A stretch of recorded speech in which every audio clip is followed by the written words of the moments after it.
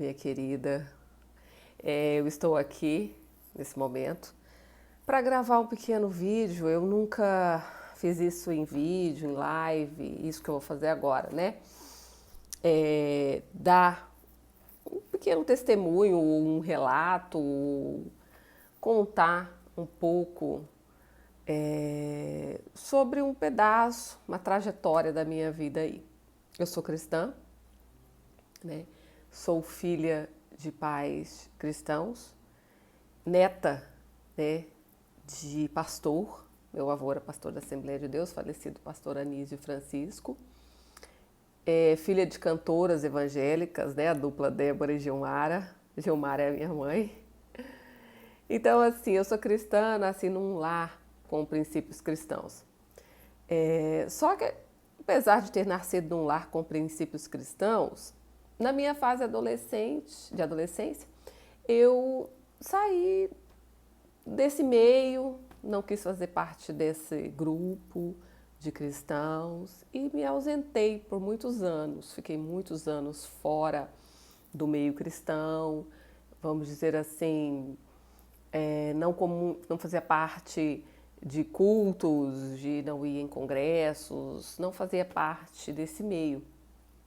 Passei muito tempo, me casei também, fora do meio cristão, né? E aos 26 anos, com uma depressão terrível, com muita vontade de morrer, na verdade eu nunca tive, eu acho que não passou na minha mente o suicídio, porque a minha mãe, ela sempre falava assim que suicídio era pecado, e aí aquilo ficou na minha mente, por mais que eu não entendia assim, mas então assim, suicídio nunca passou na minha mente, mas eu não tinha vontade de viver.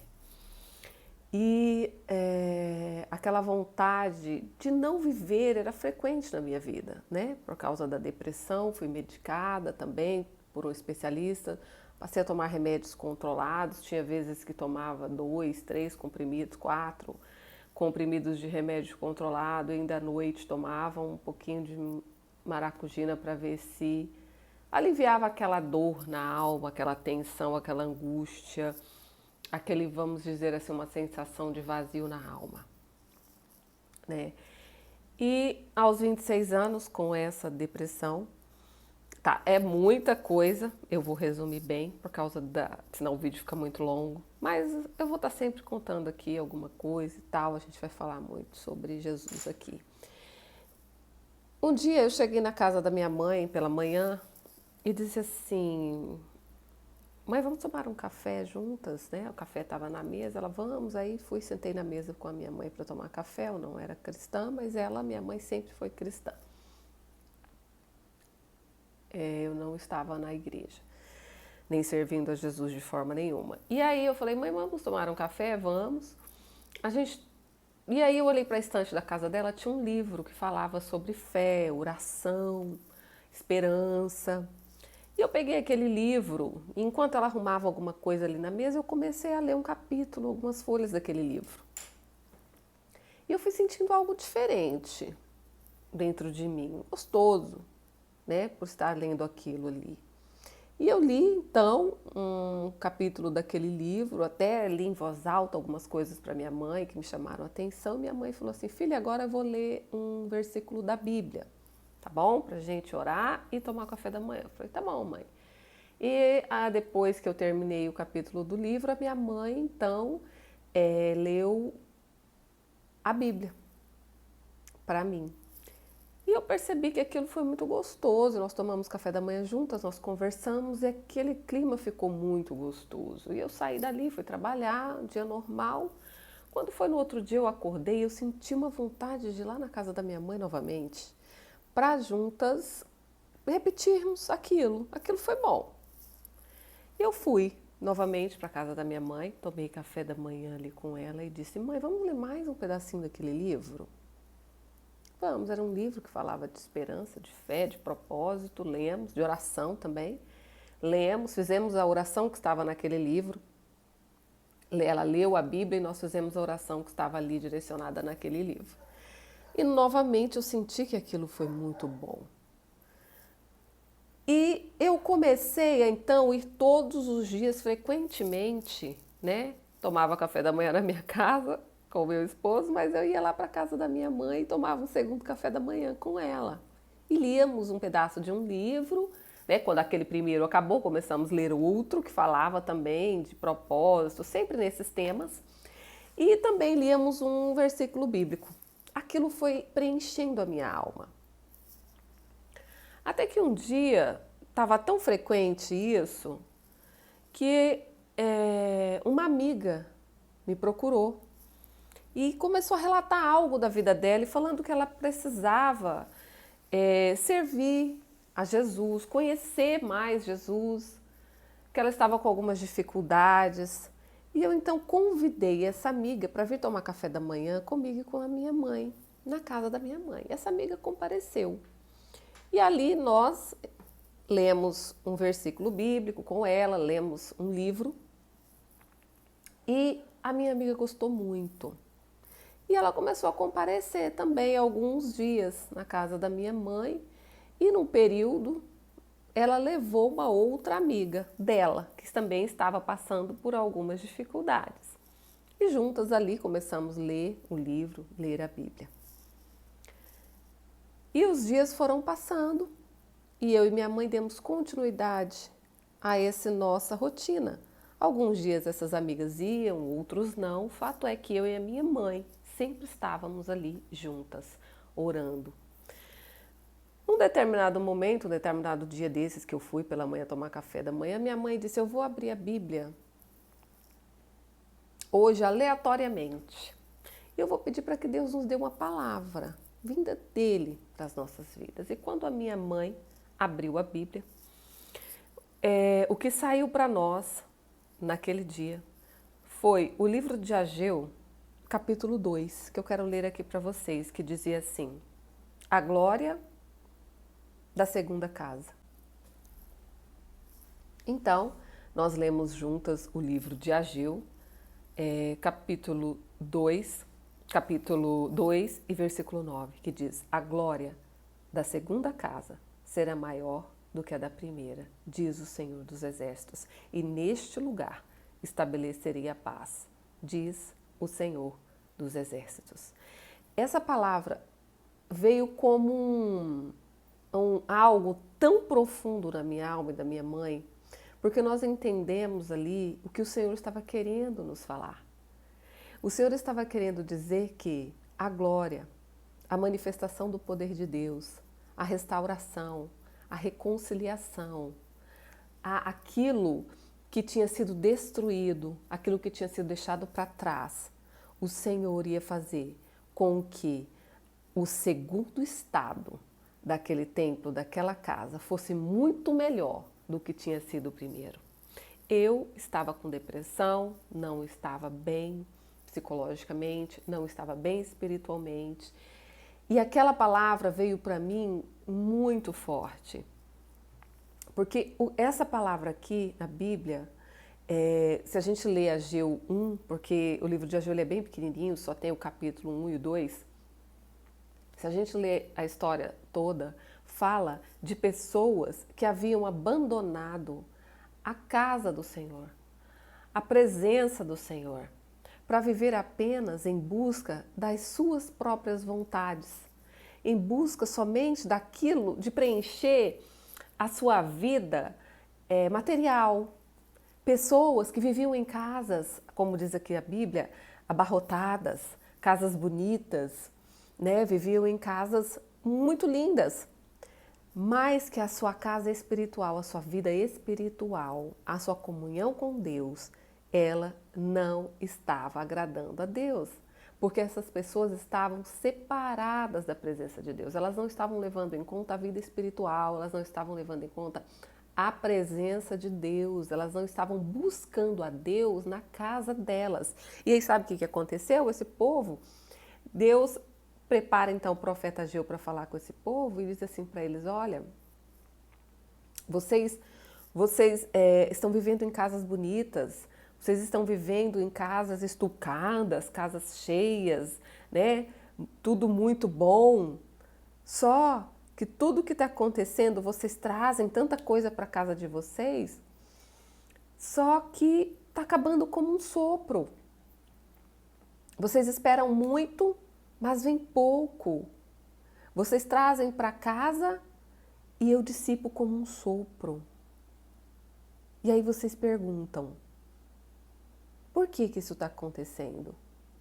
E eu digo a vocês, por causa do meu templo que está destruído, enquanto cada um de vocês se ocupa somente com a sua própria casa.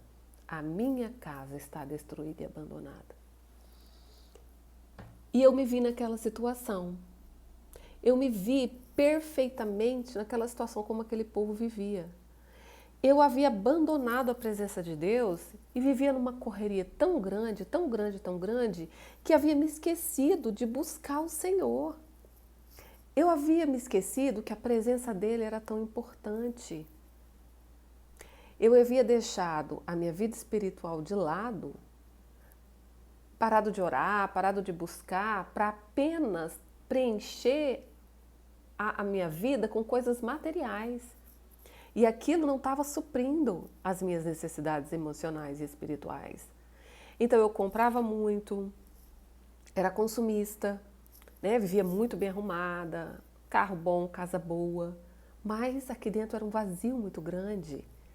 Eu sentia um vazio na minha alma muito grande. Então, o do que estava adiantando tudo aquilo era a pergunta que eu me fazia. Eu tenho tudo, mas ao mesmo tempo parece que eu não tenho nada. É um vazio na alma incessante. Quando essa palavra veio a mim aquele dia, junto com a minha mãe, ali na casa dela, ela veio muito forte por isso, porque eu me vi como naquele tempo, aquelas pessoas sendo instruídas pelo próprio Deus a se voltarem para a presença de Deus. Não ficarem preocupadas somente com a correria do dia a dia, de estocarem sua casa, de ter a casa mais bonita, o carro mais bonito, a roupa mais bonita. E a casa do Senhor está abandonada. Eu abandonei a presença do Senhor naquela época. E isso me trouxe grandes prejuízos, emocionais e espirituais, principalmente. E eu adoeci, a minha alma adoeceu pela falta da presença de Deus na minha vida. E a partir daquele dia, eu e minha mãe passamos 1 ano juntas, ali, orando.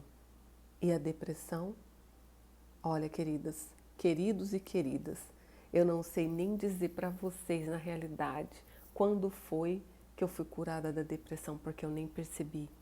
Quando eu vi, eu estava com o meu coração preenchido da presença de Deus, o meu coração alegre com a presença de Deus. E eu havia sido curada daquela depressão, tomando medicamento, não vi a hora que eu fui curada. Mas a presença de Deus, a fé, não a religião, eu não estou aqui falando de religião, mas a fé num Deus vivo, num Deus que fica ali de prontidão, aguardando. Ele não nos abandona. Ele está ali no mesmo lugar, ele estava ali no mesmo lugar quando eu o abandonei. E a partir do momento que eu comecei a buscá-lo novamente, ele começou a preencher a minha alma. Ele começou a preencher o vazio da minha vida. Ele começou a preencher aquilo que dinheiro nenhum, bem nenhum, pessoa nenhuma, nem marido, nem filho, nem ninguém pode preencher. Ele preencheu o vazio da minha alma. A minha alma tinha sede e fome de Deus. E quando eu coloquei Ele em seu devido lugar, eu pude sentir uma paz e uma alegria que eu jamais havia experimentado na minha vida. Então, queridos e queridas, eu estou aqui para dizer para vocês, este é o meu chamado, não a uma religião, apesar de eu ter a minha religião. Eu sei que você deve ter a sua. Esse aqui não é um chamado para religião, mas é um chamado à oração, é um chamado à fé, é um chamado para que possamos colocar diante de Deus as nossas vidas. Você que, assim como eu, já pensou em desistir de tudo, ou está com depressão, ou vontade de não viver mais, tristeza, angústia, né? Falta de paz, pânico, dúvidas. Quantas dúvidas pairavam na minha mente? Hoje eu tenho dúvidas, hoje eu passo por situações difíceis também, mas Jesus preencheu o vazio da minha alma. E hoje eu consigo passar pelas situações com fé e com esperança. E não foi obrigada. Eu não fui obrigada a isso, né? Porque quem me convenceu disso foi o Espírito Santo de Deus. Porque a Bíblia mesmo diz nem por força nem por violência, mas pelo meu Espírito. É o Espírito dele, o chamado eu senti vindo dele. E esse é um chamado que eu quero fazer a vocês que me seguem, você que não tem nenhuma religião, você que sente vontade de conhecer Jesus, mas às vezes é tanta coisa, tanto obstáculo, colocam tanta dificuldade e você fica em dúvida. Esse é o meu chamado para você, que talvez perdeu as esperanças no ser humano, perdeu a esperança nas pessoas, desacreditou das pessoas ou de religião. Eu quero dizer para você que aqui esse espaço é para você.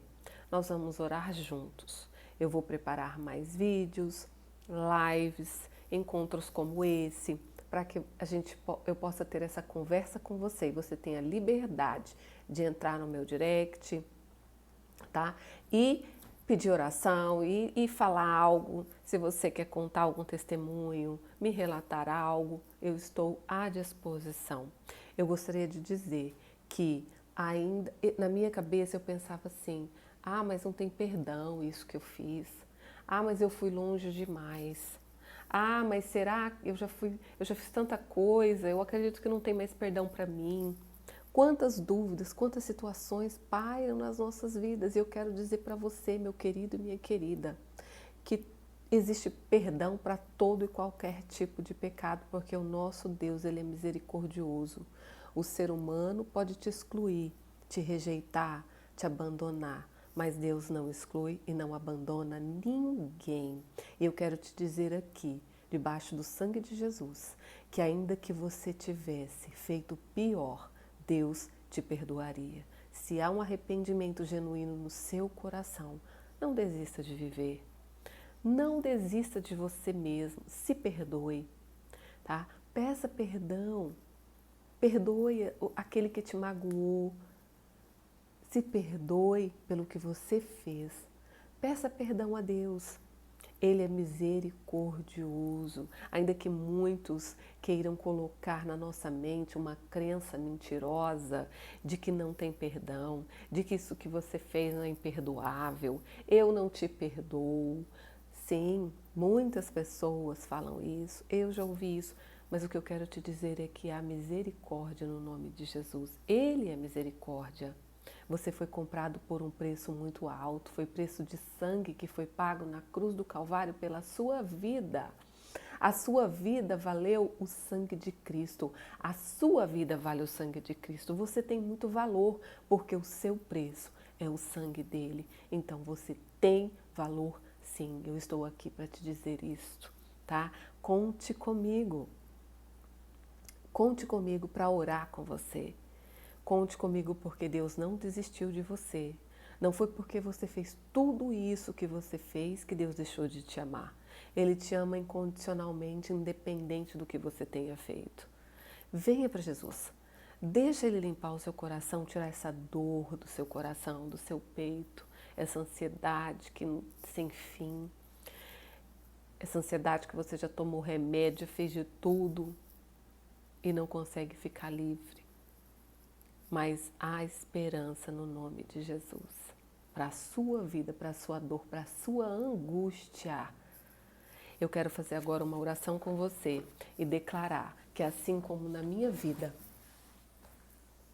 a glória da segunda casa foi muito maior. Eu declaro que a glória da segunda casa será muito maior do que a da primeira, para você e para a sua família. Amém? Então eu quero fazer essa oração. Pai, em nome de Jesus, Senhor, eu estou aqui com essas pessoas aí do outro lado, não sei quem são, mas, Senhor, eu quero que neste momento o Senhor venha perdoar as nossas falhas, os nossos pecados, seja por atitudes, palavras ou pensamentos, Pai. Se falamos algo que ofendeu tua santidade ou fizemos, venha nos perdoar. Meu Deus, eu peço a cobertura do teu sangue também para minha vida, minha família e a vida e a família de cada pessoa que está ouvindo essa oração. E eu te peço, Senhor, que neste momento o Senhor entre no lar, no coração, na mente, na alma, no espírito dessa pessoa que está me ouvindo agora. Que o Senhor venha lavar, enxaguar a mente desta pessoa no teu sangue carmesim. Que o Senhor venha purificar, que o Senhor venha tirar toda a dor, toda a angústia, toda a aflição que essa pessoa esteja sentindo neste momento.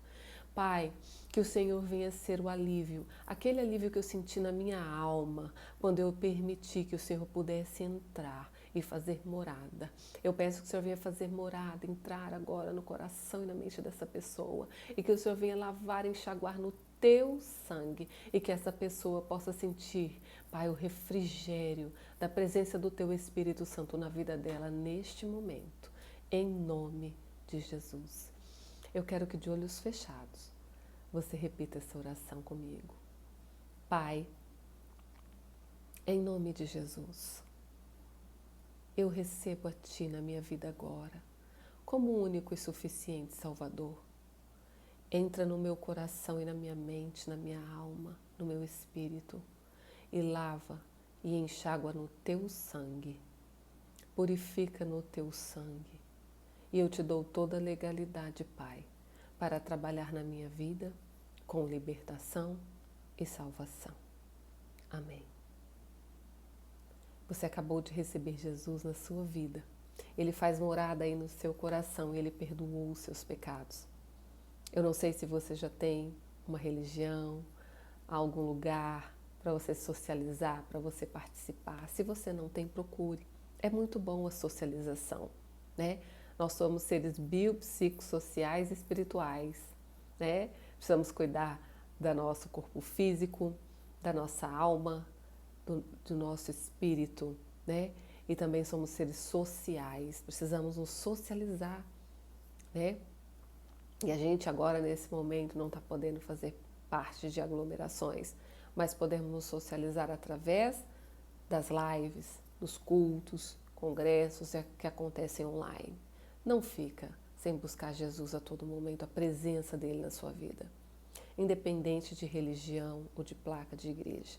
Não fique sem Jesus na sua vida. Eu não estou aqui para oferecer a você uma religião, mas Jesus, deixa Ele fazer morada na sua casa.